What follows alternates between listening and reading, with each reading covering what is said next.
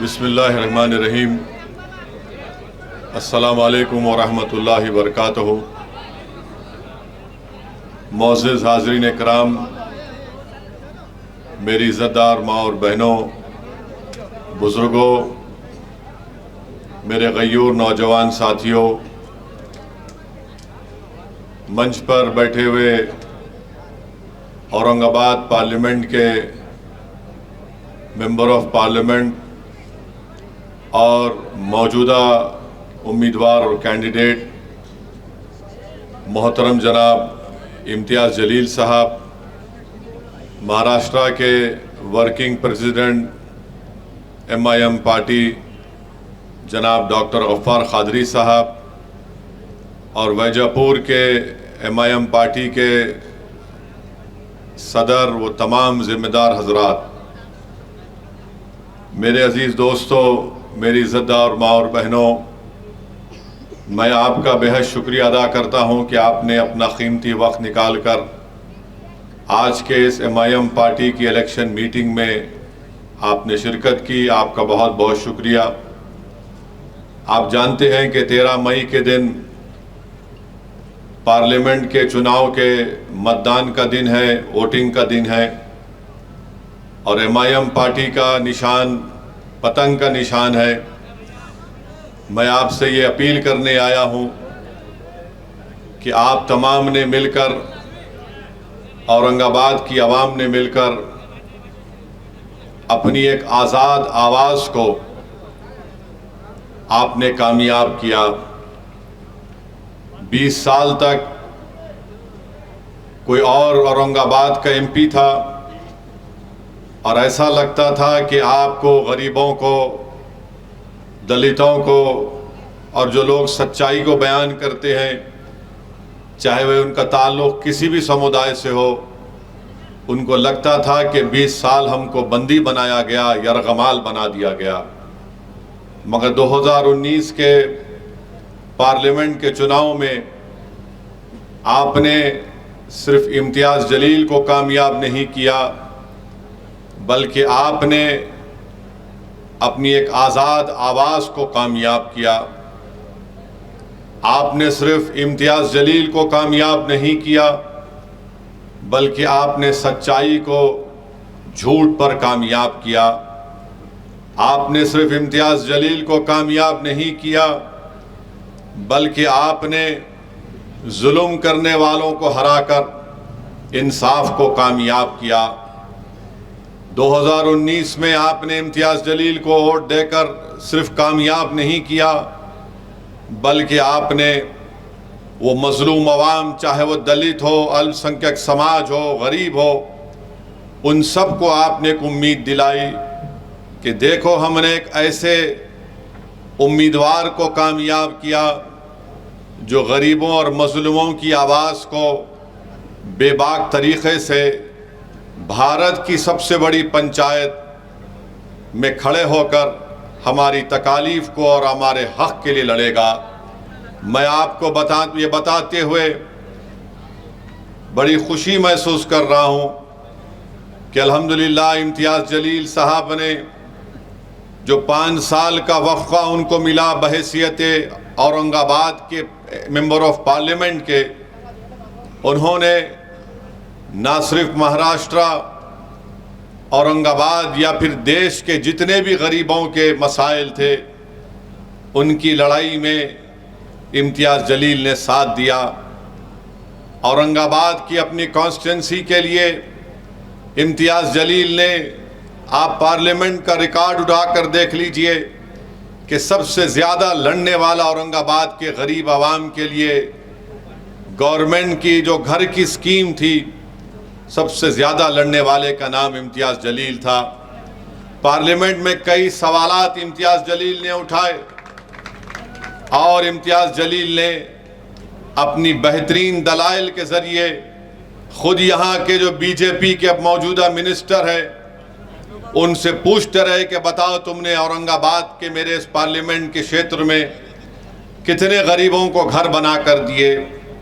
जब कोविड चल रहा था तो औरंगाबाद के अस्पताल में गरीब परेशान था, मर रहा था, कौन था, शिवसेना थी या भाजपा थी या कोई और पार्टी थी, जिसने औरंगाबाद के सरकारी अस्पताल में वो तमाम सहूलतें उनको दिलाने के लिए एक member of parliament Aurangabad high court में खुद जाकर खड़े हो जाता है और जजेस के सामने कहता है कि मैं वकील के ज़रिए नहीं, मैं गरीब आवाम की तकालीफ को ऑनरेबल जज और कोर्ट के सामने बयान करूंगा।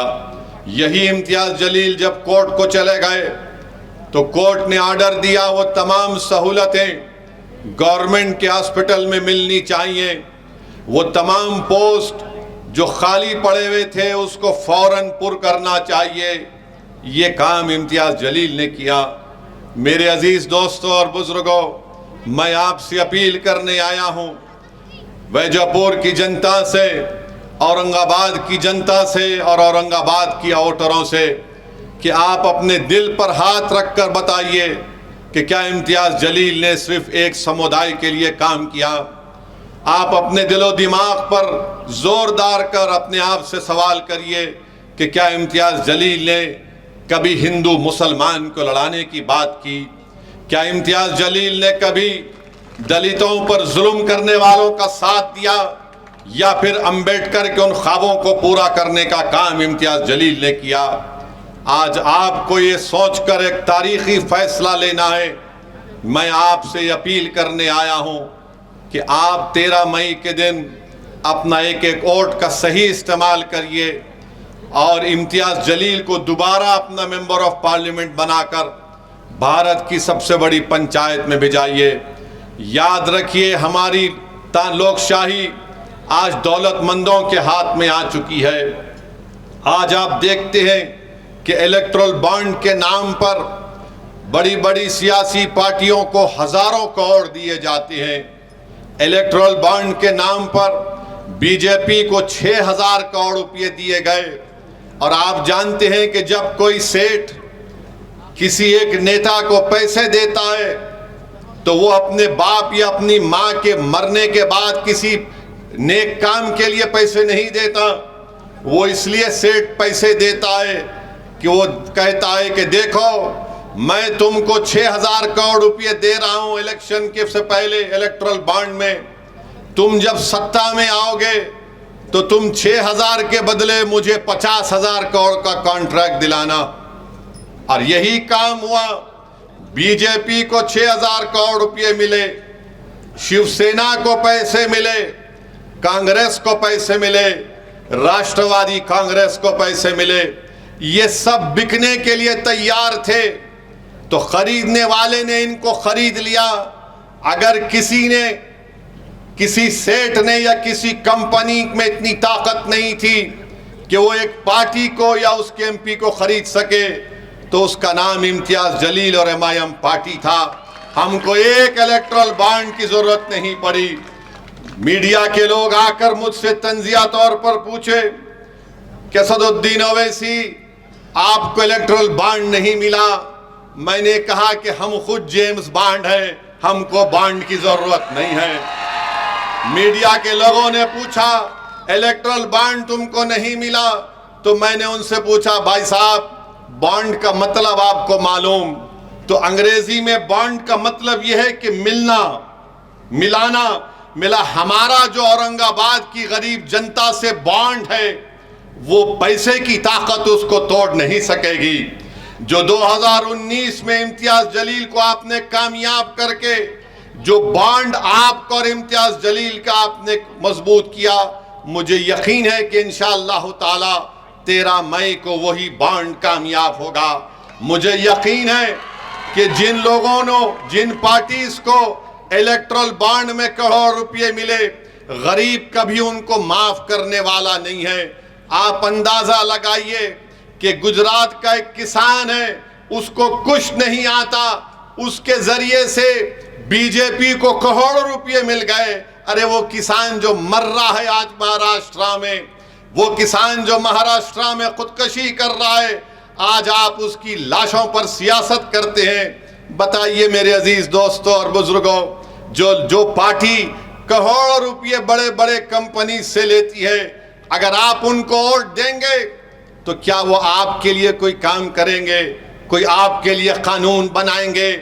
देश के प्रधानमंत्री बोलते हैं कि मैंने ट्रेन स्टेशन पर चाय बेचा है, ठीक है, हमको उससे कोई इनकार नहीं है। देश के प्रधानमंत्री कहते हैं कि मैं झोला लेकर निकल जाऊंगा, चले जाइए, कोई फर्क नहीं पड़ेगा। देश के प्रधानमंत्री कहते हैं कि मैं भारत का बेटा हूं, मैं इस देश का बेटा हूं।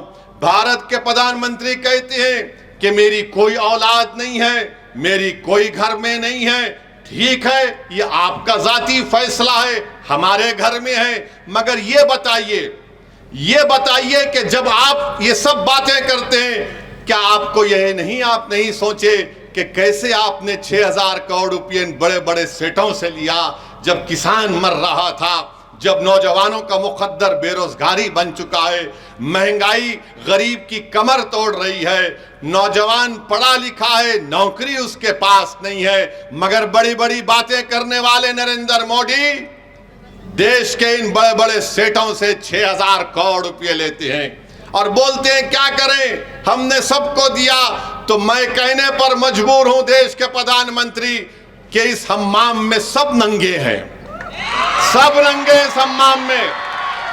6,000 करोड़ बीजेपी को, कोई 1300-1400 करोड़ कांग्रेस को, राष्ट्रवादी कांग्रेस कोई पीछे नहीं है। ये दूसरी शिवसेना वो भी पीछे नहीं है। सब बोल रहे, जैसा हम दक्षिणी जबान में बोलते कि चोरा चोरा मिलके गांवा बांट लिए। मैं इनको चोर नहीं बोल रहा हूं, कहावत बोल रहा हूं, कहावत है, चोर हम ही हैं। ये क्या है भाई, ये तो बड़े आदमी है। आप अंदाजा लगाइए, एक किसान से जिस जिंदगी में करोड़ रुपए नहीं कमाता, गुजरात में उसके जरिए से इलेक्ट्रल बॉन्ड में 50 करोड़ रुपए दे दिए। अभी आपने 4 दिन पहले सुना होगा, हमारे देश के प्रधानमंत्री मोदी कह रहे थे खाने को मुद्दा बना दिए, खाने को मुद्दा बना दिए। मीडिया ने रिपोर्ट किया, बोले कि फुला त्योहार में गोश्त नहीं खाना, ठीक है, मत खाइए। अगर मैं ये कहूं कि असदुद्दीन ओवैसी रमजान में 30 दिन रोजे रहता, तुम भी नहीं खाना?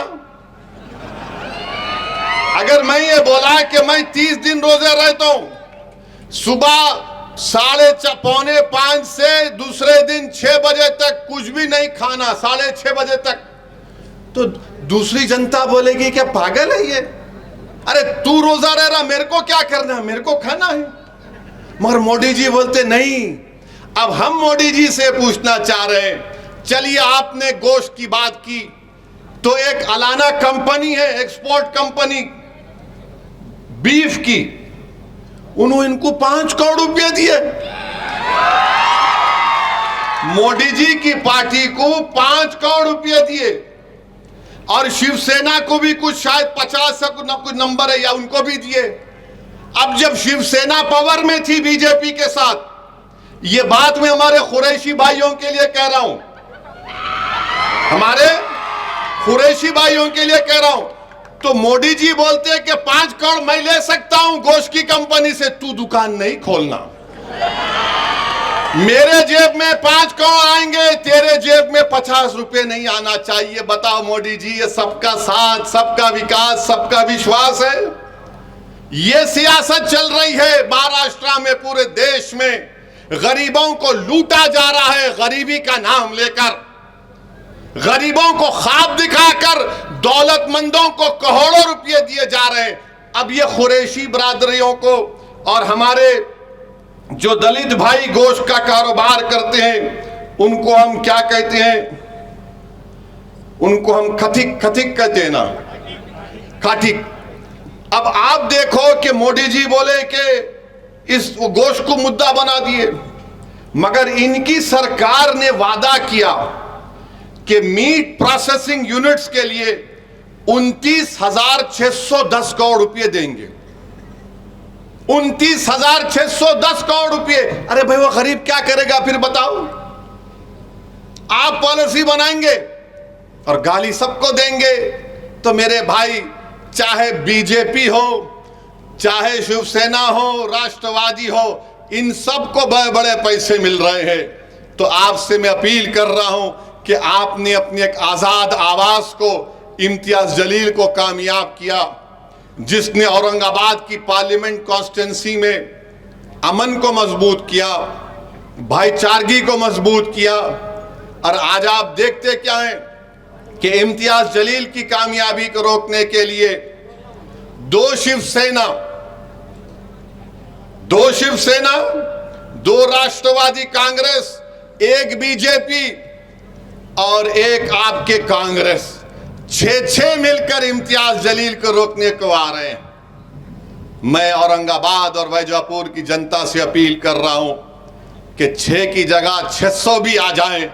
मुझे यकीन है कि आपके सियासी शऊर पर, मुझे पूरा भरोसा है कि 5 साल का इम्तियाज़ जलील का रिकॉर्ड आपके सामने है।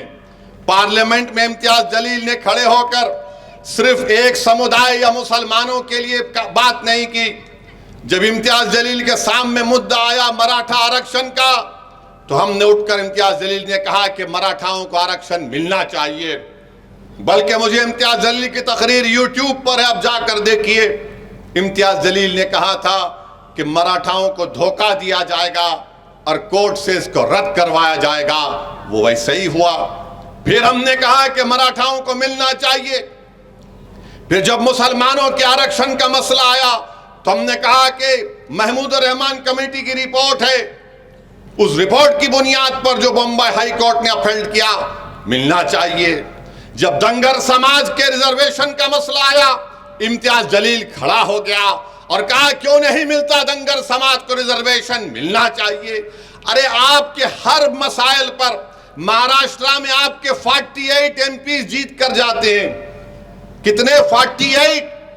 उन 48 में सबसे ज्यादा बोलने वाला महाराष्ट्र की गरीबों के लिए, महाराष्ट्र के दलितों के लिए, महाराष्ट्र के धनगर समाज के लिए, महाराष्ट्र के मराठाओं के रिजर्वेशन के लिए, महाराष्ट्र के गरीबों के लिए, महाराष्ट्र के औरंगाबाद की आवाम के लिए, तो उसका नाम इम्तियाज़ जलील था। दूसरे भी जीत कर गए मगर मुंह नहीं खोलते थे, मुंह नहीं खोलते थे। क्या बात करते थे? हमारा पार्टी, हम इसको तोड़ के आ गए, हम उसको लेकर आ गए। महाराष्ट्र की आवाम के लिए, गरीबों के लिए अगर कोई बात कर रहा था तो 5 साल तक भारत की पार्लियामेंट में इम्तियाज़ जलील था। मेरे अजीज दोस्तों और बुजुर्गों, जो लोग इम्तियाज़ जलील को गाली देते हैं, अरे बताओ, इसी वैजापुर में यहां पर एक गांव में एक मंदिर के लिए इम्तियाज़ जलील ने अपने एमपी लैड फंड से 15 लाख रुपए दिए। कौन सा गर विलेज है ना, वाकला मनूर गांव में, वहां पर इम्तियाज़ जलील ने दिए। क्यों दिए? यकीनन इम्तियाज़ जलील एक मुसलमान है, मगर क्या मुसलमान होने के नाते मैं किसी से नफरत कर सकता हूं? नहीं कर सकता हूं। मैं अगर मैं सच्चा मुसलमान हूं तो मैं किसी से नफरत नहीं कर सकता। मुझे सबसे मोहब्बत करने का हुक्म दिया गया। यह काम इम्तियाज़ जलील ने किया। हाँ, मगर जो हमसे नफरत के मजाहरे करते हैं, हम उनको जवाब देना भी जानते हैं। एक 20 साल तक शिवसेना के एक एमपी थे, 20 साल तक थे। क्या बोलते थे इम्तियाज़ साहब? खान पान बोलते थे ना। हटो भाई जरा, हाँ, खानिया बान बोलते थे ना। अब उनका निशान क्या है? अब उनका निशान क्या है? कहां गया खान बान? कहां गया? बहुत बोलते थे। तो कुदरत का निजाम है, जो ज्यादा बकबक करता उस पे ही गले में सांप पड़ जाता। अब वो उन्होंने बोल रहे मेरा आखिरी इलेक्शन है 2024 का। अरे तुम्हारा आखिरी इलेक्शन 19 में हो गया, अब और आखिरी नहीं है। हर बार गाली देते थे, हर बार लड़ाने का काम करते थे। मगर एक बात तो है, इम्तियाज़ जलील को एक और कामयाबी मिली। जो कल तक खान बान थू बोलते थे, जो कल तक बोलते थे कि आपसे वोटिंग का राइट छीन लिया जाए, अब क्या बोल रहे, हे औरंगाबाद की आवाम, हिंदू मुसलमान सिख ईसाई सबको मेरा सलाम। कभी 20 साल में बोले ऐसा? क्यों बोले? आप इम्तियाज जलील को कामयाब करें तो बोलना पड़ रहा।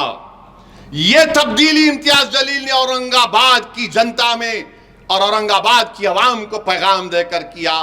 तो इन लोगों का अब इम्तियाज जलील से अब भाग रहे हैं। इम्तियाज जलील बहुत आगे, अरे इसकी इम्तियाज जलील के कदमों पर चल रहे हैं, अब इम्तियाज जलील के नक्शे कदम पर चल रहे हैं। मगर मुझे यकीन है कि इंशाअल्लाह ताला 13 मई के दिन आप तमाम एक होकर औरंगाबाद की आवाम इम्तियाज जलील को जो कामयाब करेगी वो आपकी कामयाबी होगी। दोबारा वो अमन की कामयाबी होगी, वो मजलूमों की कामयाबी होगी, वो गरीबों की कामयाबी होगी, किसानों के हक की कामयाबी होगी, दलितों को मजबूत बनाने की कामयाबी होगी, मराठाओं को उनको आरक्षण दिलाने की कामयाबी होगी, दंगरों को उनका शेड्यूल ट्राइब स्टेटस दिलाने की कामयाबी होगी।